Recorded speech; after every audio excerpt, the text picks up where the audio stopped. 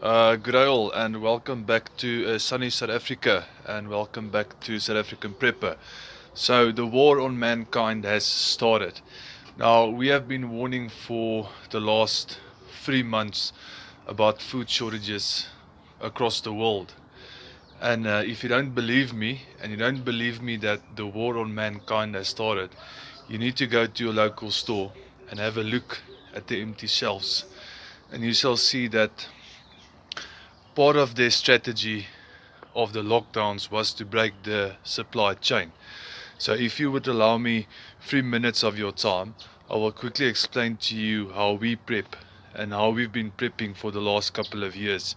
And maybe this will help you, because even if you have 1 month or 2 months worth of food stored away, you're going to be ahead of everybody else. You need to understand that control the food, you control the people. And as we're currently making this video in South Africa, we are seeing the war on the shelves in the retail stores.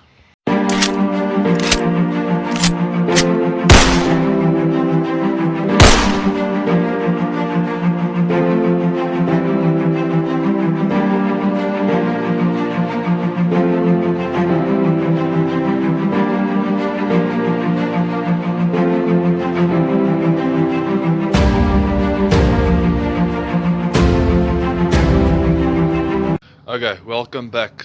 So allow me 2 minutes, 2.5 to 3 minutes of your time.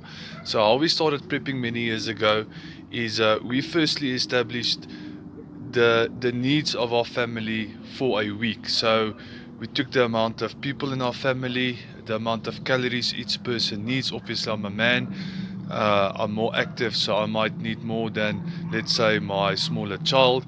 And we made that specific sum for 1 week. We then went out and we literally bought dried foods for the first week. Dried foods meaning rice, pasta, samp in South Africa, beans, lentils, maize meal, flour, literally for 7 days. Okay, and then what we then did next, we actually, from having enough food for 7 days, we expanded that to then 1 month or 4 weeks, and we then expanded that same recipe for up to 3 months. Okay, now you're gonna say and think at this stage, well, that sounds extremely boring to eat the same thing over and over again. But I'm gonna promise you, if there's nothing on the shelves left, you will basically eat anything. So what we did is we started with 1 week, we worked our way up to 1 month. From 1 month, we worked our way up to 3 months. And then from 3 months we worked our way up to 6 months. But once we got to 3 months, we actually stopped the process, and then we started adding extra things like powdered milk, powdered soup. We started adding cans. Part of our prepping as well, this recipe that I gave you of buying enough for 1 week, we also made sure that we had enough water, and only drinking water, and a way to actually purify drinking water for 1 week. And then we adjusted that. So 1 week's worth of food, 1 month's worth of food, 1 week's worth of water, 1 month's worth of water, and we expanded it out to 3 months, and then over a period of many years we expanded over to 6 months. Now what's very important is we normally stopped at 3 months. So once we've got enough food for 3 months, we then literally stopped. And then what we then started doing is we started circulating the food, so the food doesn't get old, because we do eat rice every single day, or every second day at least. We do eat pasta at home, we do eat maize meal and some, and beans and lentils, and all of those things we do eat on a normal day-to-day basis. So we started rotating them.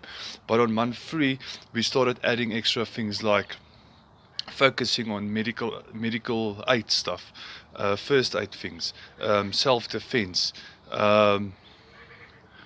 tarps and tents, and all of the extra gadgets. So that's basically, in a nutshell, the core basics, because I do believe people tend to make prepping too difficult. Okay, at this stage, there's a war on mankind. The shelves are running empty, guys. You're gonna get to a stage where you don't have a choice of what you can buy. And I can tell you now, honestly, I think we've got 2 or 3 months left in South Africa where we're not gonna have a choice anymore of what we can buy to eat. Thank you very much.